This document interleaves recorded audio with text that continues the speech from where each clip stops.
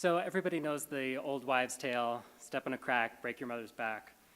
Well, when I was younger, I definitely didn't believe that to be true, but when I was walking to school down the sidewalk, I would jump over the cracks or skip over them, what have you, and on the rare chance that I actually stepped on one, what I would do is I would go backwards and do it again, and make sure not to step on the crack.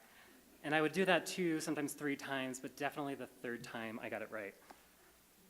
When I was younger, I had this belief that our thoughts create our reality, very Abraham Hicks of me, if you will.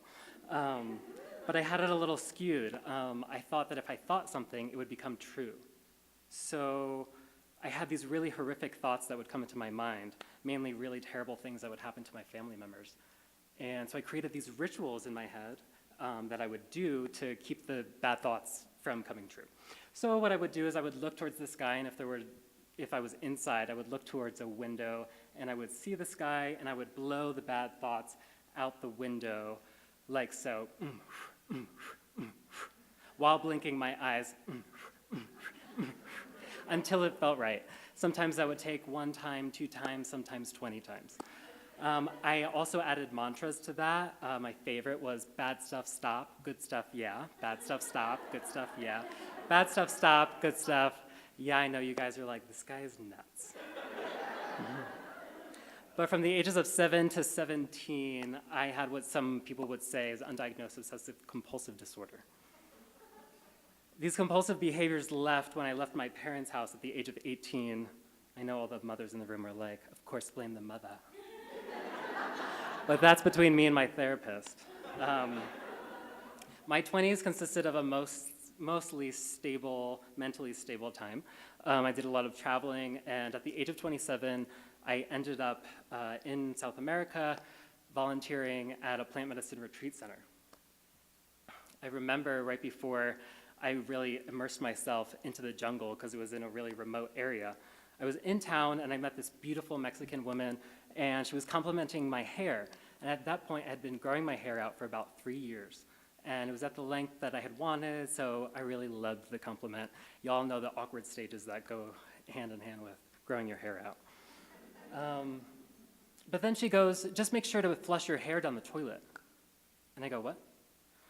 And she goes, yeah, it's just an old wives' tale, but you know, just to be safe, if someone gets a hold of your dead hair, they can do some black magic with it. So I said, oh boy. I kind of forgot about all that and went into the jungle and spent about 2 months doing some really deep, great work. But after the 2 months, I started to realize how much old wives' tales and superstitions and all that is such a big part of Peruvian culture still today, especially if you go to the rural areas. For example, the dog that was living on the land got sick, and he was not eating and losing a lot of weight, and I remember asking one of the neighbors what we should do for him, and he said, oh, somebody probably fed him a sugar-coated lemon. And I said, what? And he said, oh, maldición, curse.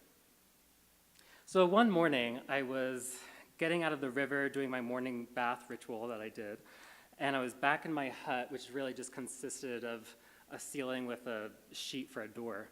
And I was brushing my hair and taking the dead hair out of the hair, and I remember putting the hair into the trash bag, as I did every day, and noticing how much hair was in the bag. And at that moment, I was very aware that there's nowhere to flush your hair down the toilet in the middle of the jungle. So I told myself, it's totally fine, I don't believe in that superstition, but I've got to get rid of that hair. So I grabbed the bag and I ran out the door and ran down to the river and dug a little hole and dug the hair and buried it. Ran to the manager and explained to him what was going on. And quite erratically said to him, look, I don't believe this to be true, but if someone was doing black magic on me, what should I do? And he looked at me very concerned, and he said, I think you've got to cut your hair off. I almost lost it. The more I thought about this, the more it felt like there was bad juju in my hair, and I just couldn't. A decade later, these erratic, obsessive-compulsive behaviors started coming back. I was blowing things in the air again. I was just not right. One day, I sat myself down, and I said, look, what do you believe? And at that moment, I realized that I've never really asked myself that question.